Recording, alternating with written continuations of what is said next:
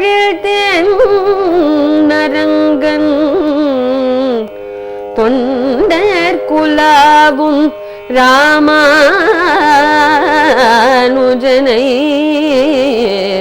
தொகையிருந்த பண் தருவேதங்கள் பார்மே நிலவிட பார்த்தருளும் கொண்டலை மேயை வித்தொழும் கொடியாம் எங்கள் கோக்குடிய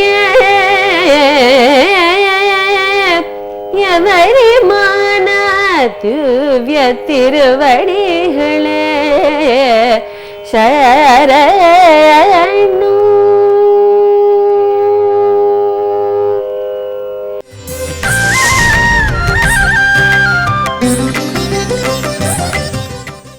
అస్మద్గురుభ్యో నమః.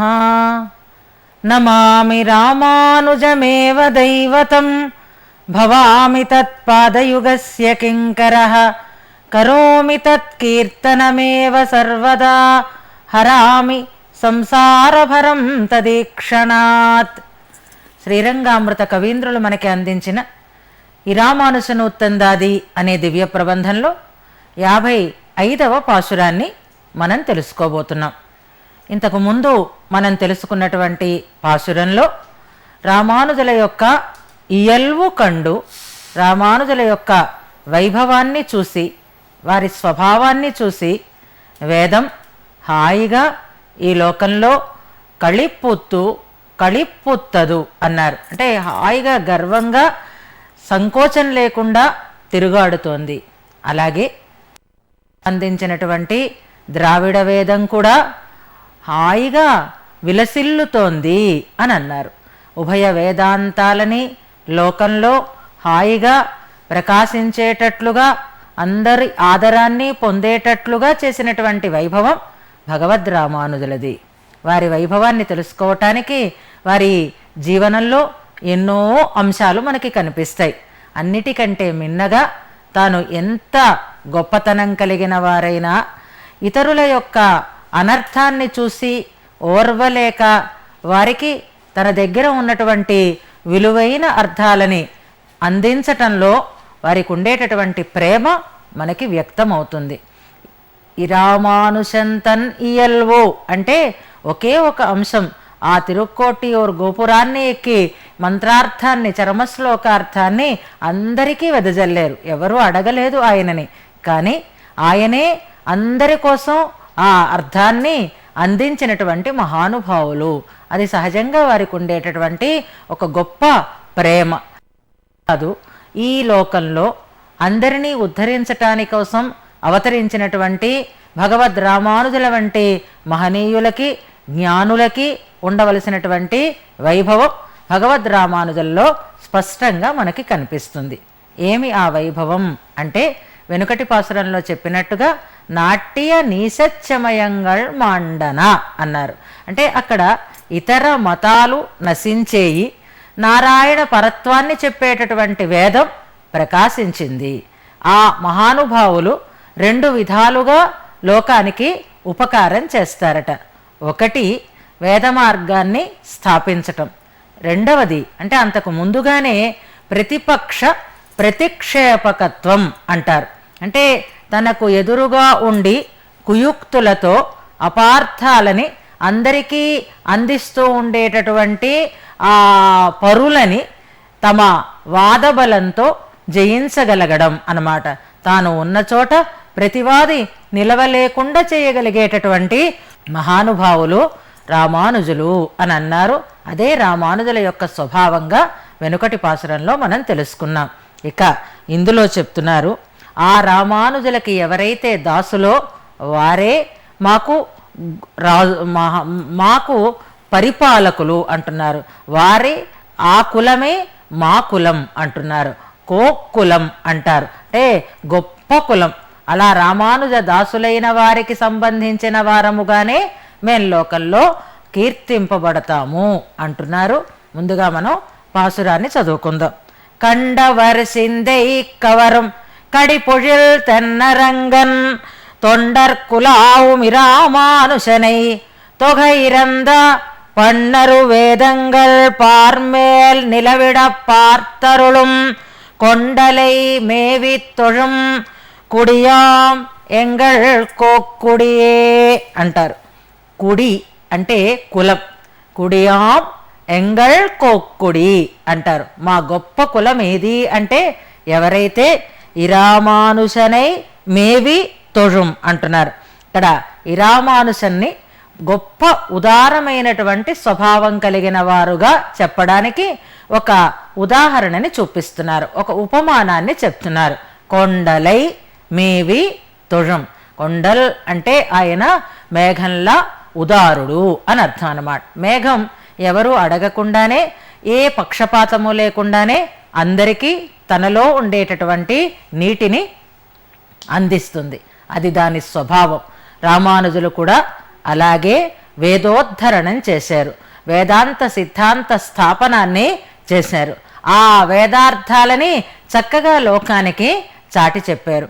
అటువంటి ఆ స్వామిని చేరేవారు.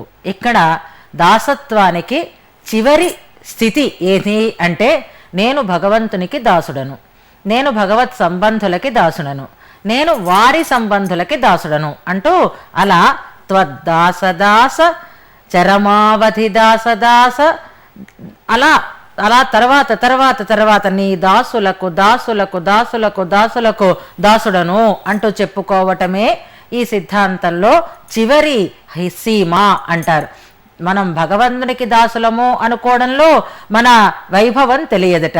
ఆ దాస్యం దాసల వరకు అది వెళుతూనే ఉండాలి అంటారు.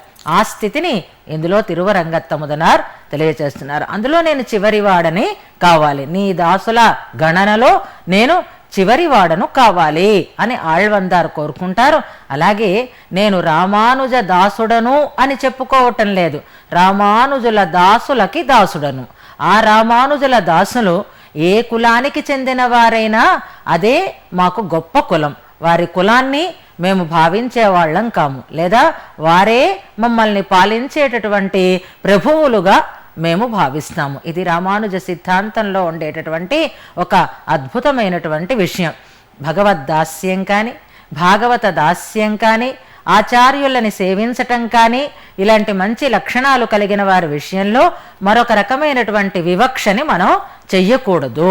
రామానుజులకి దాసులైన వారు ఏ జాతికి చెందినవారు, ఏ ఊరికి చెందినవారు, ఏ దేశానికి చెందినవారు, ఏ వర్ణానికి చెందినవారు అనేటటువంటి ఆలోచనే అక్కర్లేకుండా వారికి ఉన్న ఐశ్వర్యం రామానుజ సంబంధం, వారికి ఉండేటటువంటి వైభవం రామానుజ సంబంధం. ఆ రామానుజ సంబంధాన్ని కలిగి ఉండడమే, రామానుజులని సేవిస్తూ ఉండడమే వారికి ఉండేటటువంటి గొప్పతనం. ఆ ఒక్క గొప్పతనం చాలు వారికి మనం దాసులమై ఉండటానికి అని స్పష్టం చేస్తున్నారు ఈ పాశురంలో.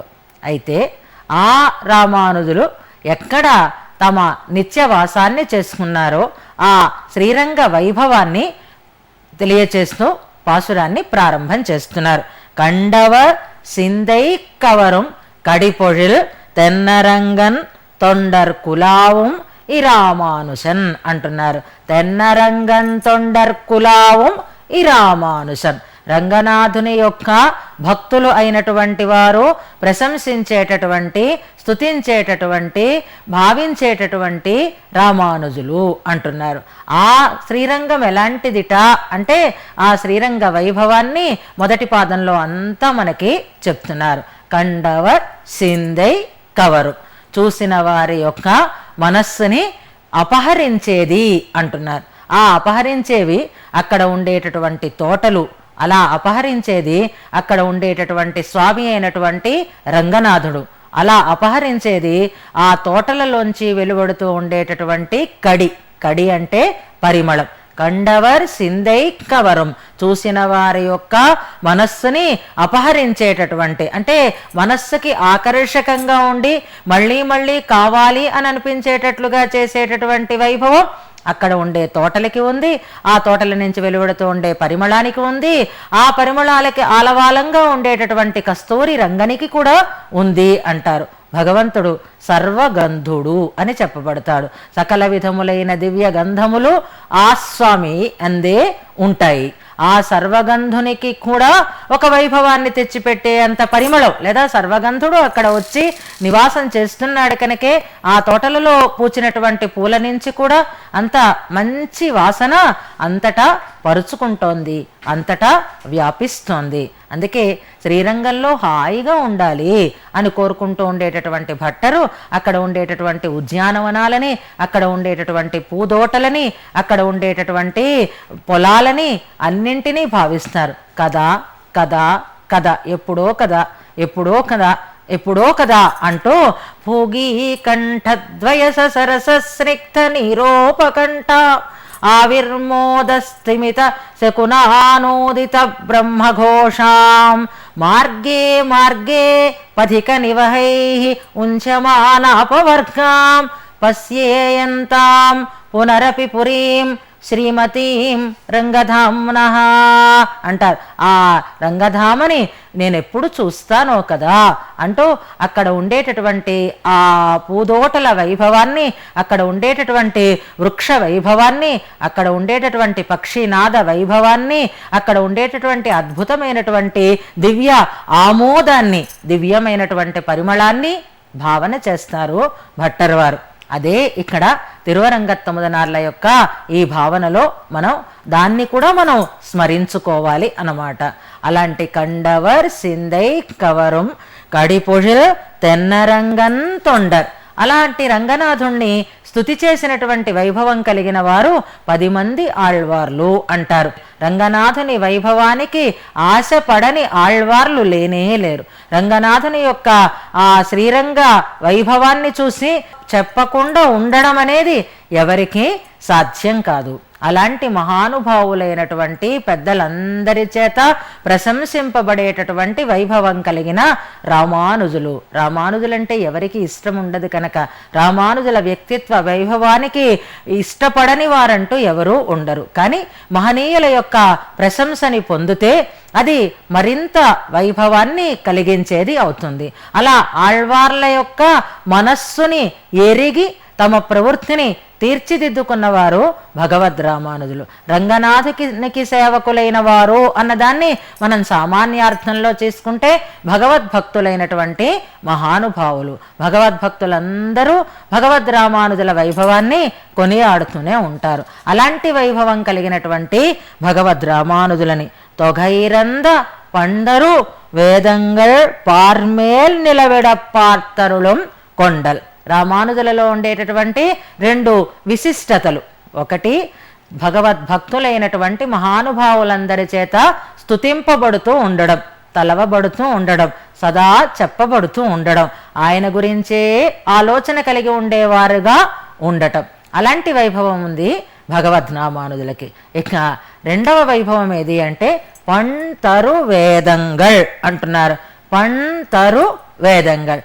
పణ్ అంటే గానం అని అర్థం. అంటే ఈ వేదం అనుసంధానం చేసేటప్పుడు మామూలుగా వేదాన్ని ఉచ్చరించకూడదు. అందులో ఉదాత్త, అనుదాత్త, స్వరితములు అని స్వరప్రధానమైనది వేదం. ఆ స్వరంలో చిన్న తేడా వచ్చిన మంత్రానికి ఉండేటటువంటి అర్థం మారిపోతూ ఉంటుంది. అందుకే వేదాన్ని ఉపదేశపూర్వకంగా నేర్చుకోవాలి. గురువుగారు ఎలా వేదాన్ని ఉచ్చరిస్తే దాన్ని అనూచ్చారణం చేస్తూ, అంటే గురువుగారి యొక్క ఆ స్వర రీతులని అనుసరించి ఉచ్చరిస్తూ ఆ వేదాన్ని అధ్యయనం చెయ్యాలి అని అంటారు. అలాంటి ఉదాత్త, అనుదాత్త స్వరితములని చెప్పబడేటటువంటి స్వరములు అనేకములుగా కలిగినటువంటి ఆ స్వర జ్ఞానాన్ని అందించేటటువంటి వేదం. వేదం అంటేనే తెలియచేసేది అని అర్థం. ఏం తెలియచేస్తుంది అంటే స్వామిని, సాక్షాత్తుగా భగవంతుడిని ఎలా ఆరాధించాలో తెలియచేస్తుంది, ఎవరిని ఆరాధించాలో తెలియచేస్తుంది. అంటే ఆరాధ్యుడైన వాడు పరమాత్మ, ఆరాధన రీతి ఇది అని భగవత్ పరత్వాన్ని తెలియచేస్తూ ఆరాధింపబడేటటువంటి భగవత్ తత్వాన్ని అందిస్తుంది వేదం.